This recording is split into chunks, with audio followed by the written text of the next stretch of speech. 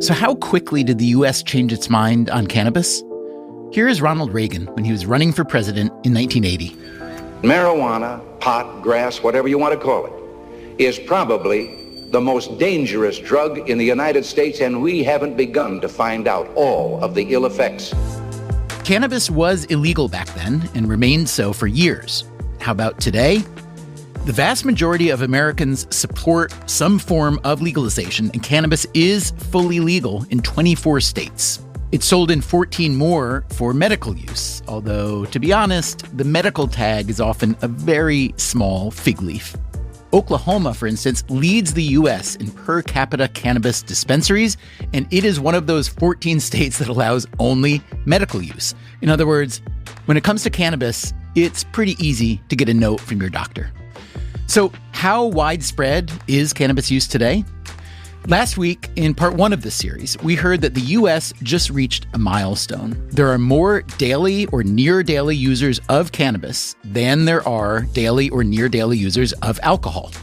The cannabis industry today employs 500,000 people, includes 12,000 licensed retail locations, and takes in $30 billion in annual sales. So today, in part two of our series, we started out with a simple question. Who is making all that money in the cannabis economy? But we learned there might be a better question. Is anybody making any money? Everybody believed that this would be like Silicon Valley, this giant growth industry. The cannabis industry is a bit of a mess, and we explore the reasons. There are a lot of reasons. I sunk my life savings and raised over $2 million to get into the game. It's hard to articulate the regulatory complexity of every single thing you have to do. Taxes are high, and there's a lot of product in the market. There's illicit product in the market. We had this myth that with legalization, we could stop all enforcement. That was totally wrong. Fun fact of the day, there are more weed stores in Los Angeles than there are Starbucks. And more than 70% of those LA weed stores are illegal. This may explain why one of California's biggest legal cannabis companies, once valued at $3 billion, recently filed for bankruptcy. As the great social critic Kermit the Frog once observed, "It's not that easy being green."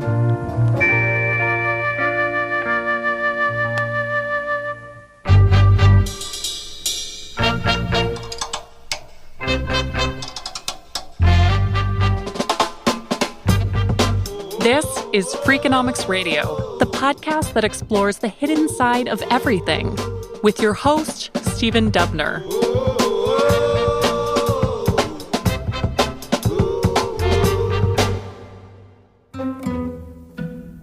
California has a history of helping to create industries that turn into juggernauts.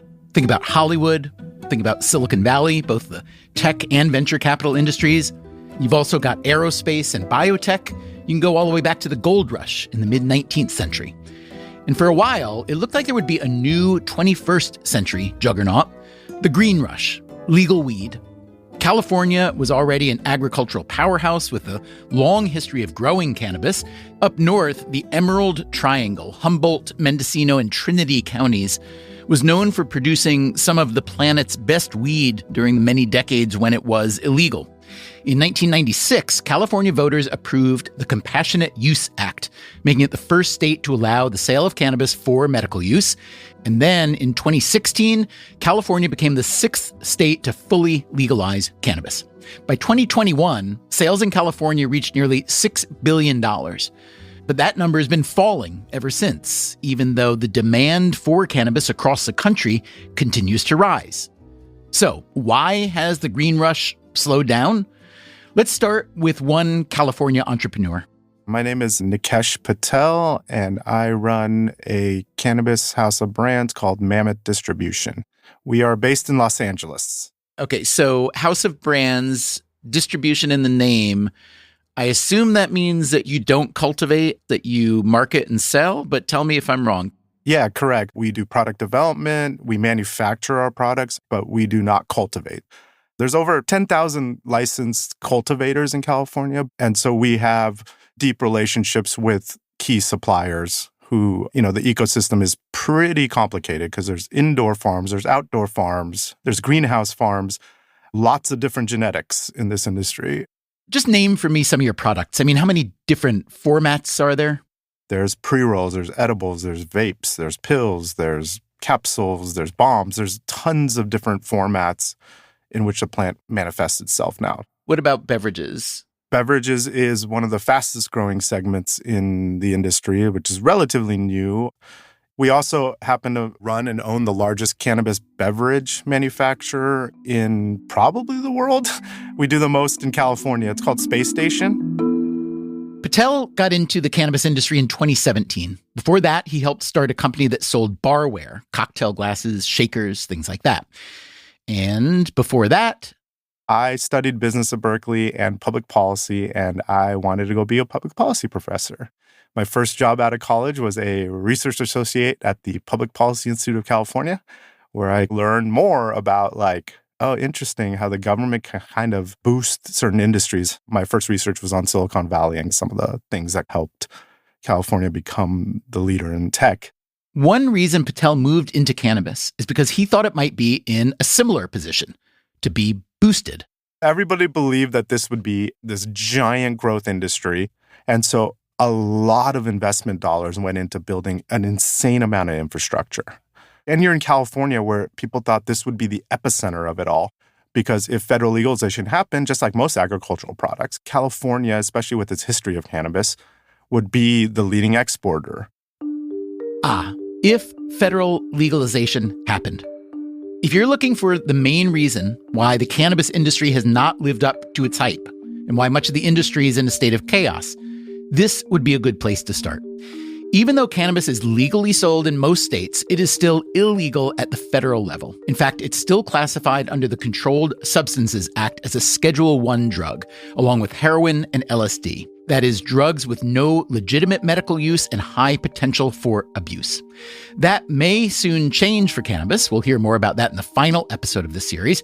But for the time being, the federal government still sees cannabis as an illegal drug, and that has many downstream effects. For starters, a cannabis entrepreneur won't have access to traditional financing or investing, since most financial institutions don't want to partner with an industry that Washington considers illegitimate. You will not have access to any of the big banks. There's been a few credit unions that have been starting to bank the cannabis industry. When I started 5-6 years ago, it was 100% cash. Now, pretty much every cannabis operator of size has a bank account with a local credit union that you've probably never heard of. So if you are banking with a credit union or something equivalent to that, maybe a small local bank decides to do it. Yep. Does that mean you can accept credit cards? No. It's basic banking functions. I'm talking like storage of cash, being able to wire money, and you pay exorbitant fees. Another result of the federal illegality is that you can't sell your product across state lines or open a shop in another state without going through that state's licensing process. And when it comes to state licensing, there is no standard playbook. Some states license at the local level as well as the state level. Some put a tight cap on the number of retail licenses. Arkansas and Alabama, for instance, while others are more laissez-faire, like California and Michigan. Some charge a lot for a license. In California, there are many types of license, and some cost nearly $250,000. In some states, they're cheap, like Oklahoma, where a license costs only $2,500. That may explain why Oklahoma has the most dispensaries per capita of any state. The entirety of the cannabis market is filled with an amazing number of contradictions and confusion when it comes to policy and government and states versus federal and whatnot. All these complications make it hard for a cannabis entrepreneur to achieve any kind of scale. And then there are the regulations. It's hard to articulate the regulatory complexity of every single thing you have to do.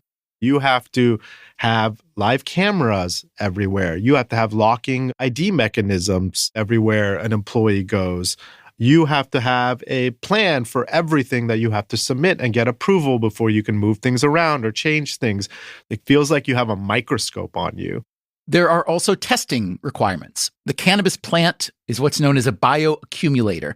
It can absorb many substances in the air, water, and soil where it grows. In some places, that could include pesticides and heavy metals. The amount of lab testing through the entire process is insane. No agricultural product has this. Every single part of the plant has to be tested for final sale.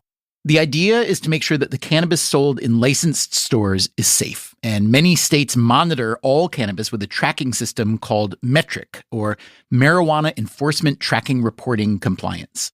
METRIC is the software that the government in California decided to use to do what's called seed to sale. So the moment a cannabis seed is planted, it has to be tagged. Every part of it and every single plant is tagged? Every single plant is tagged. So if you're a cultivator, you are tagging and putting into the government database, I planted this product, this is the tag number. And then as you harvest it, every single product that comes from it has to be tagged all the way across the system. So that if you bought a pre-roll at a dispensary, they can track that all the way back to every single plant or multiple plants that made that product. And there's one more big wrinkle that comes from cannabis being illegal on the federal level and still being a Schedule I drug. This has to do with taxes, specifically a section of the IRS tax code known as 280E. This came about in 1981 during the Reagan administration when a convicted cocaine trafficker argued in court that he should be allowed to deduct his legitimate business expenses, even though his business was illegitimate. Congress responded by creating Rule 280E, which prevents anyone trafficking in controlled substances from deducting their business expenses. For someone like Nick Patel, this means that other than the cost of the cannabis itself, for expenses like storage and transportation, banking and franchise fees, packaging and marketing, none of that is tax deductible, as it is for other industries. Which means that a legal cannabis operator might pay an effective federal tax rate of around 70%. That's in addition to state and local taxes. Los Angeles, for instance, has a 5% cannabis excise tax. So, what do you do if you're an entrepreneur with that kind of tax burden? You might consider just not paying your taxes. That is certainly what's been happening on the state level. A recent report from Green Wave Advisors found that in California alone, cannabis businesses owe more than $700 million in unpaid taxes. But it's unlikely the state will ever see that money. More than 70% of those companies are no longer in business. Coming up after the break, there's one more huge problem for the legal cannabis industry, the illegal cannabis industry. I'm Stephen Dubner. This is Freakonomics Radio. We'll be right back.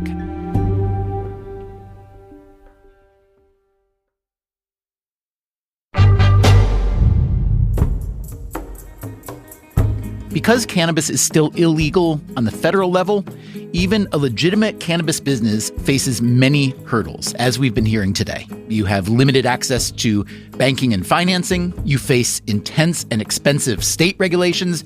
You pay very high taxes.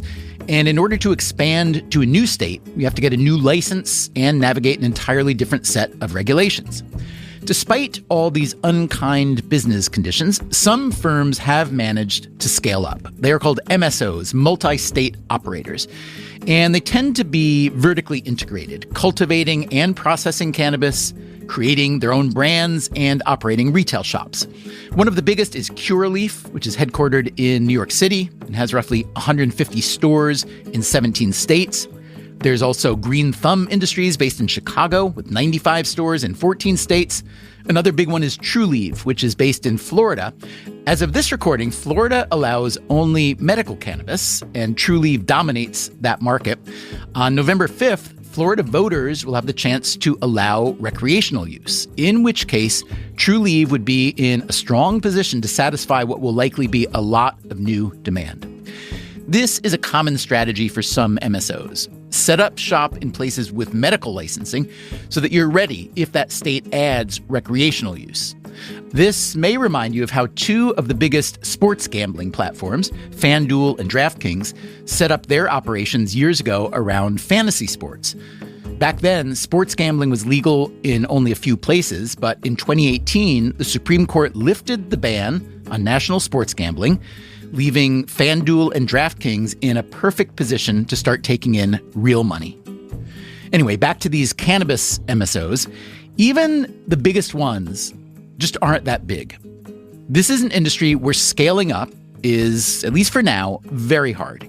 Even Curaleaf, the biggest American cannabis company by revenue, is thought to have only about 4% of the entire legal market. Some of this has to do with state licensing. Most states have limited the number of licenses any one company can own. And in many cases, that's not a lot. The maximum number of licenses that you can have in New Jersey is 3 dispensaries. 3 dispensaries in a state of 12 million people isn't exactly market domination. That is Adam Gores. I'm a senior vice president with the Cannabis company, as well as the chairperson of the Coalition for Cannabis Scheduling Reform. The Cannabis is a multi-state operator based in New York. I got involved in the cannabis space about 7 or 8 years ago after a career in politics. I was a senior advisor to a number of Democratic governors. And after business school, I was looking for an opportunity that was both mission-driven, but also a growing economic sector. The Cannabis started out with medical cannabis. They were originally called Columbia Care, and they've been trying to ride the wave of recreational legalization. The problem is that every state has its own way of setting up their licensing process, and the result is often confusion and controversy. To be fair, this often happens when a long-standing ban is lifted, when something goes from illegal to legal. It happened with alcohol, it happened with fireworks, it happened with gay marriage. But Adam Gores argues that with cannabis, some states have done a particularly bad job.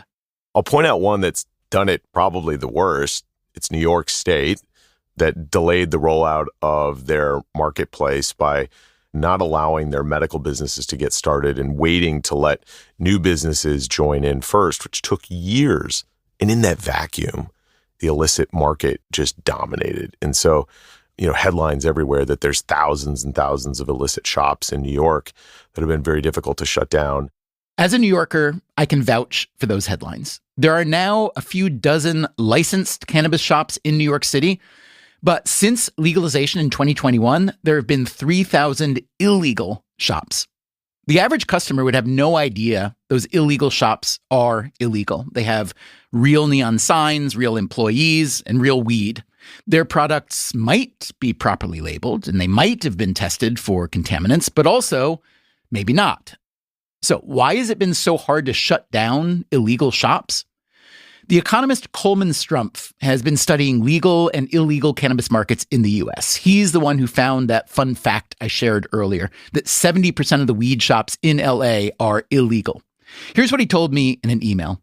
It is rare for police to permanently shut down a store. In short, this comes back to jurisdictional confusion, demoralization of police. Essentially, they were told they were villains in the war on crime, and now they have to figure out not if a drug is legal, but if the seller is legal.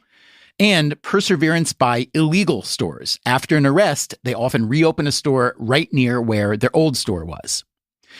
If you happen to walk into a weed store and you aren't sure if it's legit, one fun thing to do is ask to see their license. That usually turns into an interesting conversation. You can also check the prices. If the store is unlicensed, they're going to be cheaper, maybe half the price you'd find in a legal store. This makes sense. Running an illegal operation is a lot cheaper. No licensing fees, no testing fees, no taxes to pay. According to one estimate of California's cannabis market, annual sales of the legal product are at $5 billion, with illegal sales at $8 billion. It's hard to think of another industry where the legal version gets so badly beaten by the illegal version. If you can think of one, let me know. In most heavily regulated industries, think of pharmaceuticals, the manufacturer can pass along all those regulatory costs to the customer. When cannabis firms do that, they make the illegal version even cheaper by comparison. So legal firms try to keep their prices down, which makes it harder to make money. A recent survey by Whitney Economics, a big cannabis research firm, found that only 24% of licensed operators in the U.S. are turning a profit. There's a lot of unrealistic expectations. That is John Calkins. He is a drug policy researcher at Carnegie Mellon University. We heard from him last week, too. This time, I asked Calkins why the legal cannabis market isn't working so well. He says there are at least 3 major reasons. One is just legalization is like a radical technological innovation creating a brand new market. Cannabis has been used for thousands of years, but the kinds of production methods you can use after legalization are entirely different. So it's like a brand new market. And it is actually normal when there's a brand new market for thousands of people to jump in trying to get rich and 80% of them to go bankrupt. So some of it is actually just a normal, healthy shakeout of a market. A second issue is the thousands of people jumping in didn't all clue into the fact that prices were going to collapse. They didn't all clue into this reality that it is way, way, way less expensive to produce cannabis when it's legal than when you're trying to do it while hiding from law enforcement. But the third issue is the one that's really an important policy question, which is how do legal companies compete against illegal companies? The misinformation story here is the legal industry says, oh, it's all the taxes. You just got to repeal the taxes. That's what's killing us. That's not the right way to think about it, because the costs of operating within the legal regulated market go way beyond cannabis-specific excise taxes. They include things like Social Security and income taxes, things like having a workplace that meets workplace safety standards. All of those things collectively drive up the cost of business much above people who just get to totally ignore the rules. Let me tell you a story that I love because it makes the point. Way back in 2013, I happened to be interacting with, call them a gray market entity. They were not like an organized criminal group. They were trying to operate like a business. And the guy said, the regulations are killing me. They're asking me to put wheelchair ramps into my greenhouses to make them ADA compliant. Following the whole set of rules that legal companies are supposed to follow does put them at a big cost disadvantage compared to the companies that just get to not follow the rules. So the answer to that is not repeal the cannabis taxes. The answer to that is don't let the people who are flouting the rules flout the rules. As Calkins sees it, the cannabis economy has entered a vicious cycle of non-enforcement, which is bad news for pretty much everybody except a handful of illegal entrepreneurs. We had this myth that with legalization, we could stop all enforcement. That was totally wrong. After legalization, you still need to enforce the regulations. The good news is you can do that without filling up prisons. You're going to do things like seize their assets. But the complete hands-off, I'm not going to mess with the people who aren't following the rules, is directly harming the people who are trying to follow the rules and incur all the costs of following the rules. And California came to that realization late. They got a slow start, and they're in a bit of a hole trying to get out of that. There's one more feature of cannabis legalization that has made some state rollouts confusing and controversial. In the past, a disproportionate share of the people arrested for using cannabis were Black. So a lot of states and cities are trying to right that wrong by building a social equity component into their licensing procedures. After the break, we will hear how that's working out in San Francisco. And it turns out you can't talk about cannabis without talking about Minnesota. That's coming up. I'm Stephen Dubner, and you are listening to Freakonomics Radio.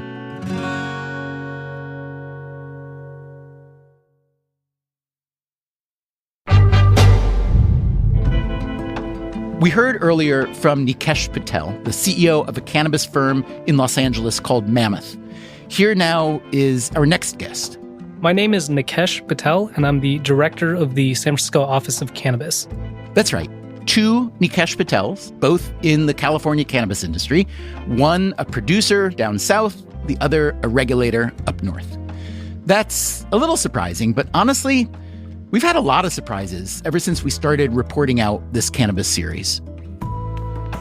So, Nikesh, I see you have an undergraduate degree from Stanford, a graduate degree in migration policy from Oxford, and a law degree from Berkeley.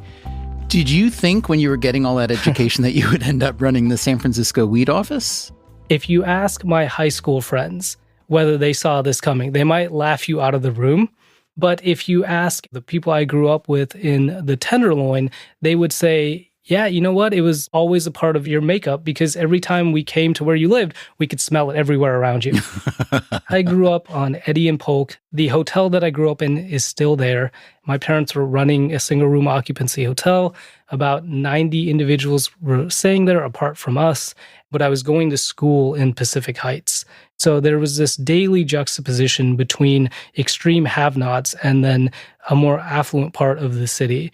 It's the reason why I do a lot of the work I do now, because I recognize that there are a lot of people who have the ability, but not necessarily the means to get ahead in life. And that's why the equity program and the work we do at the Office of Cannabis and the city as a whole is so inspiring, because it's designed to bridge those opportunity gaps and give people who may not have a seat at a table an opportunity to say, look, I'm willing and ready to try if you're willing to give an opportunity. San Francisco's legal cannabis system doesn't just include a social equity component the way many cities and states do. It is built around this idea. It's supposed to be this program that gives people that have been disproportionately impacted by cannabis enforcement in this country an opportunity to own business. Cannabis also has the added difficulty of having a rich history that's rooted in criminalization in a way that also applied to alcohol, but feels different, and it feels like it extended for longer and was more specific against the types of communities that it was exacted against, Black and brown people in particular.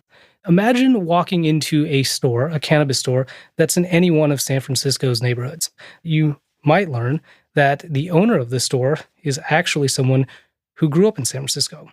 They may have experienced some housing insecurity in the city. And Nikesh, what are the odds that the person running that store or maybe owning the store was arrested for selling cannabis when it was illicit in the state? Pretty high. That's part of what makes these stores really unique. So how many legal retail shops are there in the city of San Francisco right now? In terms of our equity businesses, there are 54 that we've issued permits to. And then when you factor in the medical cannabis dispensaries, that's about another 30. So all told, it's in the vicinity of around 80.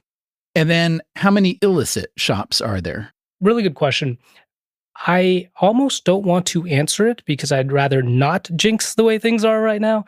But in San Francisco, there are far fewer illicit retail businesses. Far fewer than the legal ones, you're saying? That's right. It's a reflection of the relationship between the Department of Cannabis Control, the Office of Cannabis, the San Francisco Police Department, the Fire Department. We're working on becoming even more integrated than we currently are to step into the world and say, look, this is what's going to happen when you're operating illicitly in the retail space.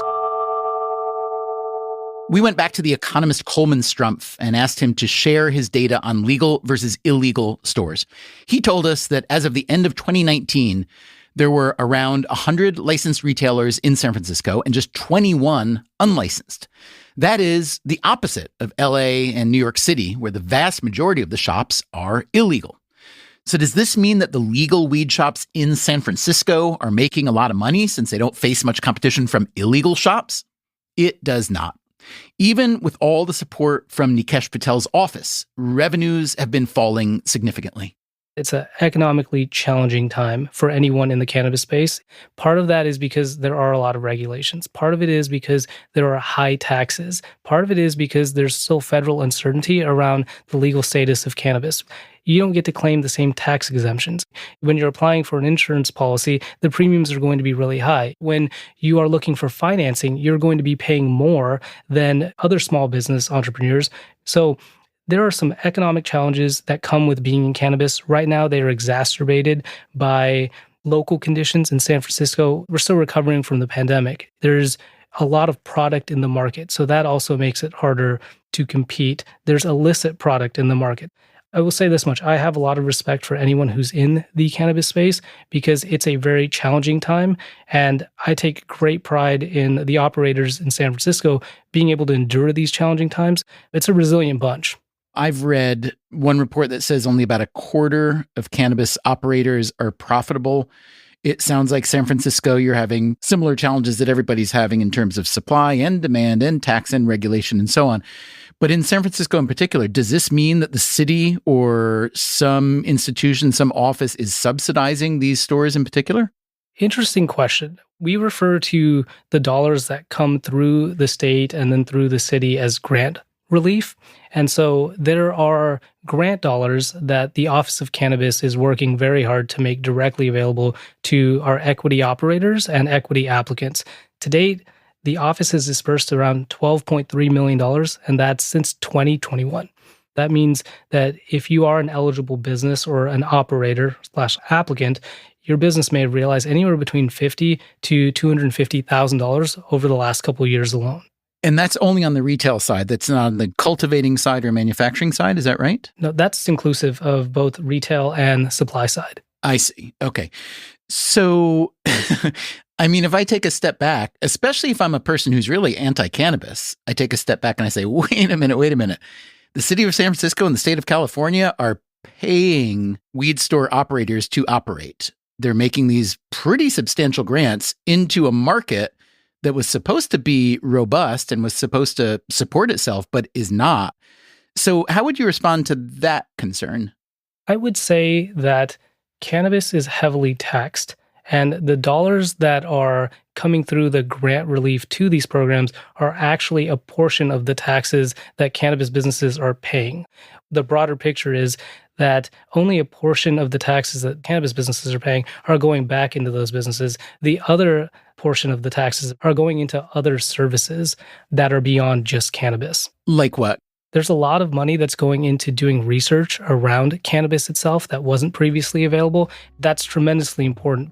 There hasn't been much academic study that's gone into the effects of cannabis, what they are long-term versus short-term. Now funding is becoming available to actually do that work.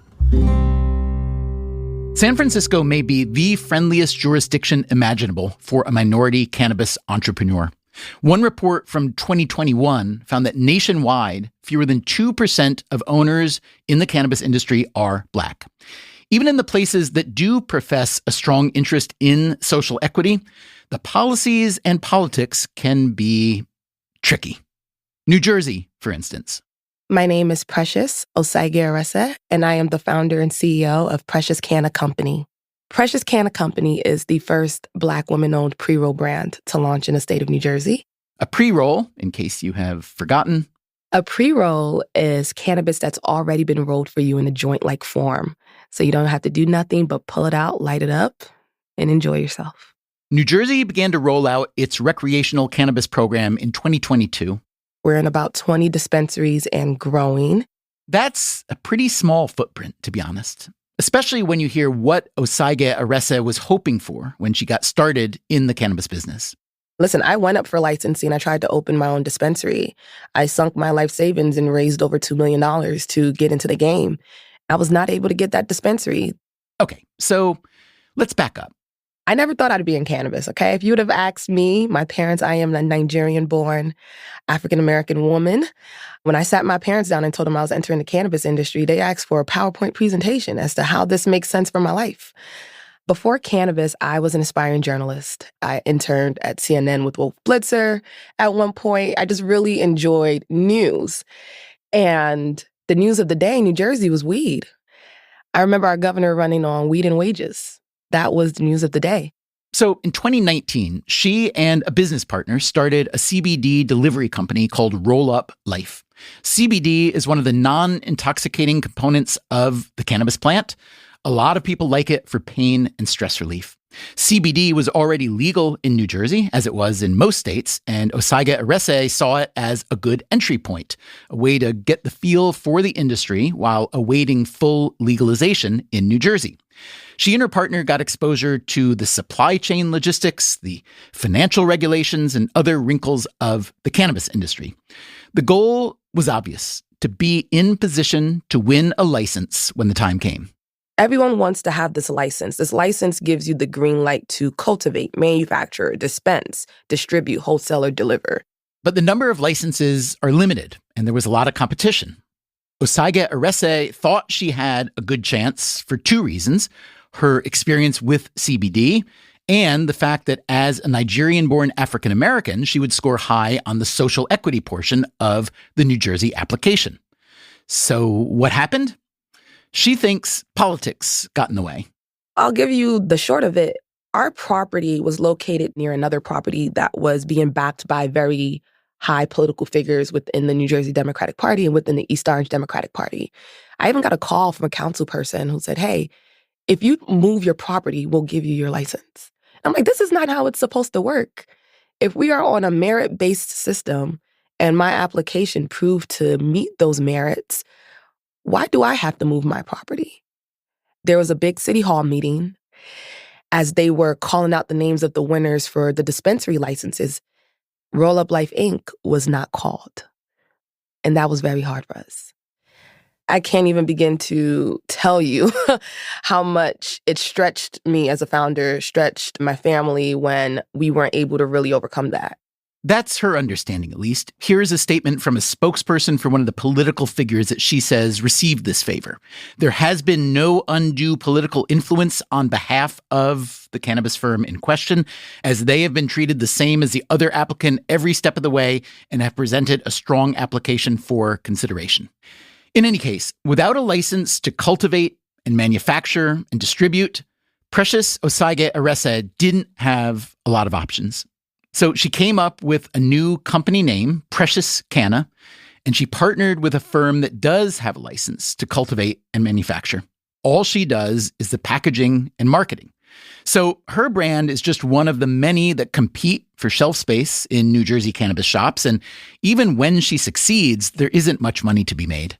Those numbers can be pretty small when you're in a licensing deal. Between 9 and 15% is usually the average negotiation you can get as a licensee.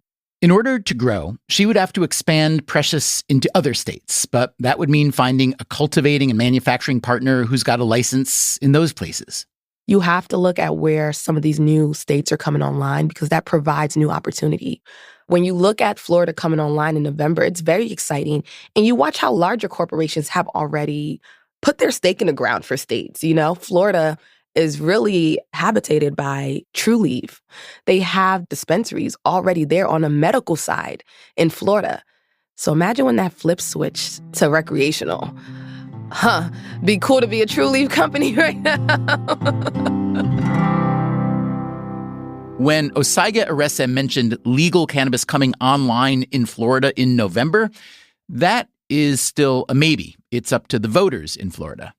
But there is one more wrinkle in the cannabis economy, more of a loophole than a wrinkle, actually, which means that even if you are in a state where recreational cannabis is not legal, there is still a legal way to buy products with THC, the intoxicating component in cannabis.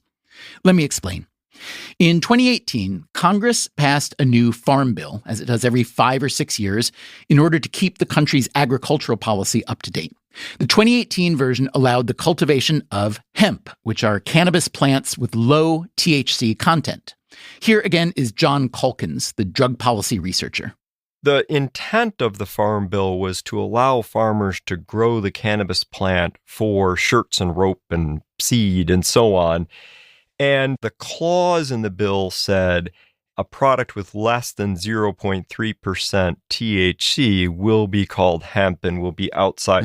Well, that created 3 layers of loophole exploitation that's dysfunctional. One is people put the THC in a gummy or a candy bar and said, hey, it's less than 0.3% by weight THC. But that doesn't mean that it's a negligible quantity of THC. It just means that the weight of THC is divided by the weight of the food product.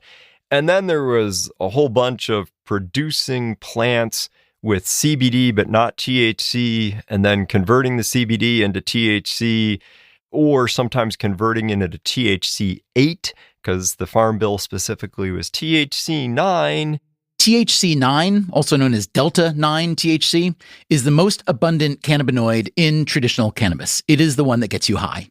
But entrepreneurs taking advantage of the Farm Bill hemp loophole began making a new class of intoxicating hemp products, which isolate other cannabinoids like Delta-8 THC and Delta-10 THC and CBD.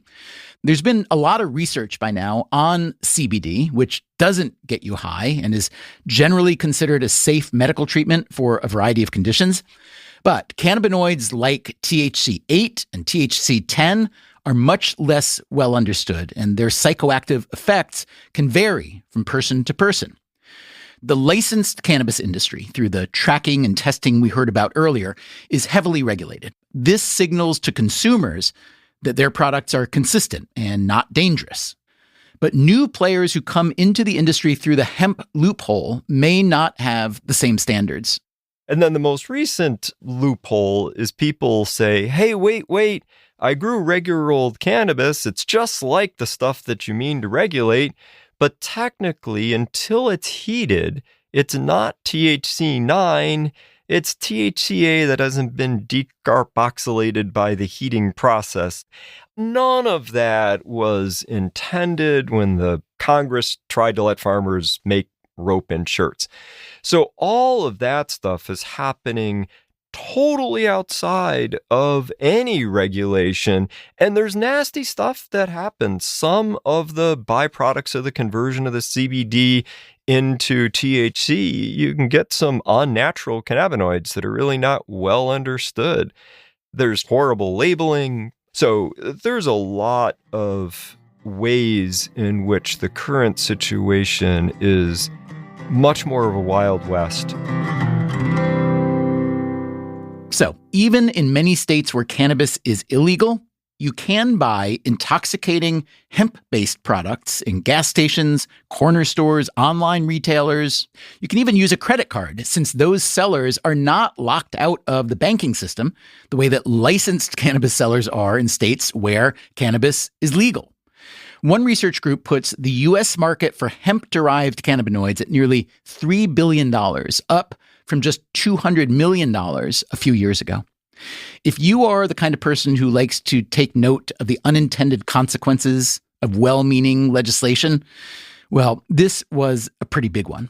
Some lawmakers in Congress are trying to close the hemp loophole in the next farm bill. Until then, some states are happy to take advantage. Minnesota, for instance. Minnesota did recently vote to legalize recreational cannabis, but the infrastructure to start selling won't be ready until at least 2025. Until then, hemp-derived products are the only legal recreational THC in Minnesota. And there is one product that has proven especially popular. If you remember part 1 of this series, we heard from the author Tom Standage about the history of alcohol. Here's another question I asked Standage during that interview.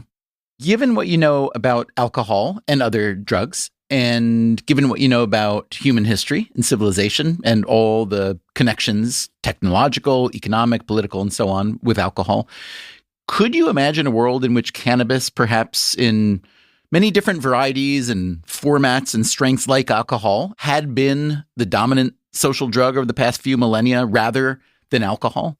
Yeah, that's a good question. The thing about liquids is that they're very easy to divide. So you can share them very easily. There's a huge amount of flexibility and versatility. There are reasons why they're so embedded into our culture in a way that something that you smoke can't be quite as much. So Tom Standage sees the social component of alcohol as unbeatable. It is true that for many of us, there is nothing more enjoyable than holding a glass of something you love while hanging out with the people you love. We've been doing this for millennia.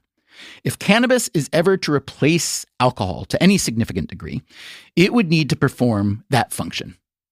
In Minnesota, it does. Thanks to the hemp loophole, bars there have begun serving THC drinks alongside booze.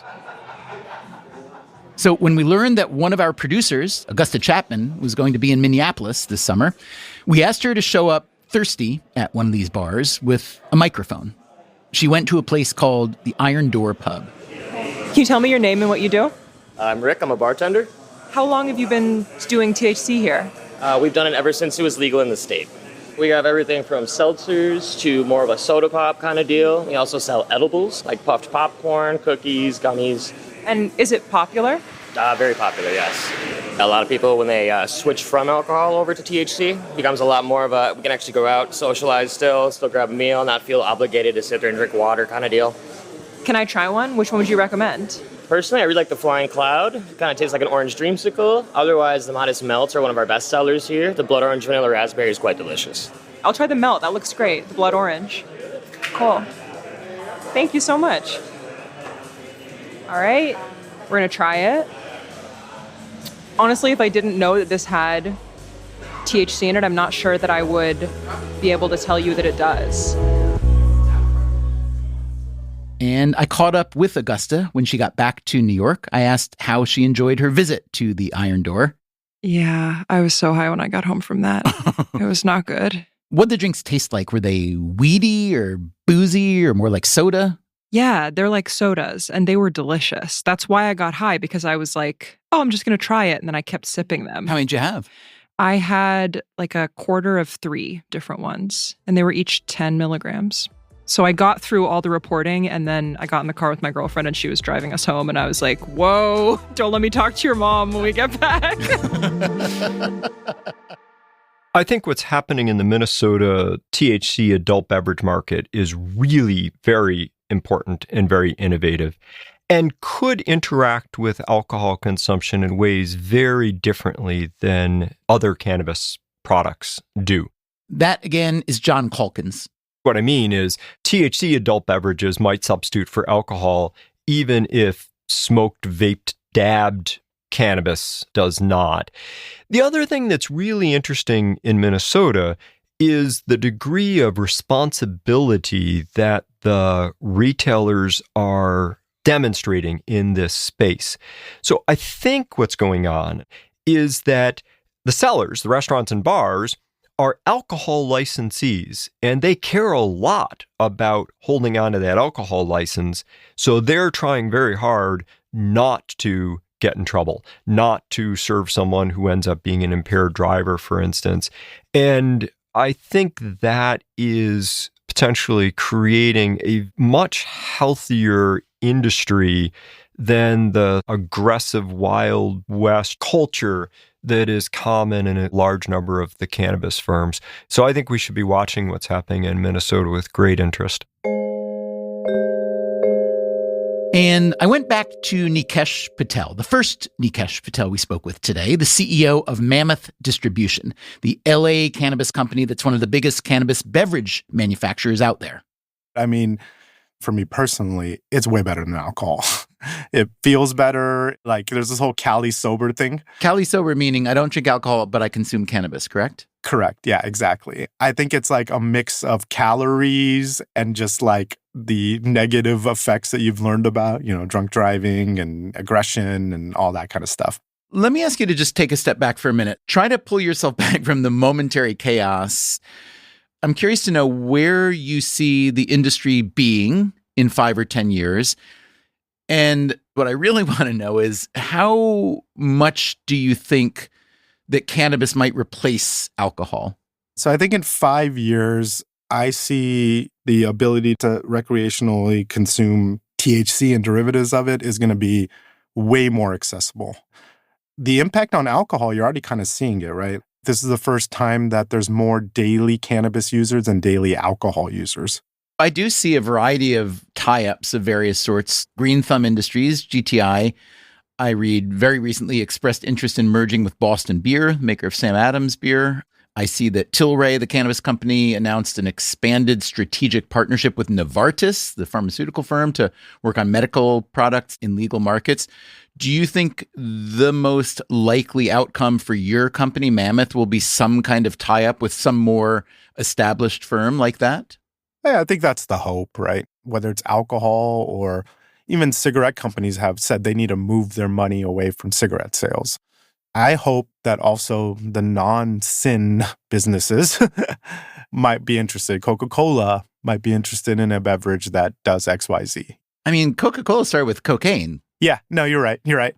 But I also think if the landscape becomes more clear, there'll just be more general investment. So I think cannabis will stand on its own legs too. I think it will be as big, if not bigger than alcohol in total market size. If the cannabis market is going to get that much bigger, they're going to need a lot of cannabis. We grow killer weed. Coming up next time in part 3 of our series, what does it take to be a successful cannabis person? This is outdoor flower. These fan leaves are starting to turn yellow, so they're not really doing anything for the plant. We spend the day on a cannabis farm, watching everything from seed to sale. That's next time on the show. Until then, take care of yourself, and if you can, someone else too. Freakonomics Radio is produced by Stitcher and Renbud Radio. You can find our entire archive on any podcast app, also at Freakonomics.com, where we publish transcripts and show notes. This episode was produced by Dalvin Alboaji and Zach Lipinski. Special thanks this week to Coleman Strumpf for his weed store data and analysis. Our staff also includes Alina Kuhlman, Augusta Chapman, Eleanor Osborne, Ellen Frankman, Elsa Hernandez, Gabriel Roth, Greg Rippin, Jasmine Klinger, Jeremy Johnston, John Schnars, Lyric Bowditch, Morgan Levy, Neil Carruth, Rebecca Lee Douglas, Sarah Lilly, and Teo Jacobs. Our theme song is Mr. Fortune by the Hitchhikers. Our composer is Luis Guerra. As always, thank you for listening. Are we done recording?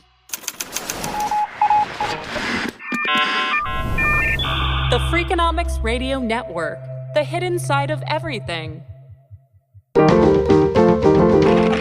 Stitcher.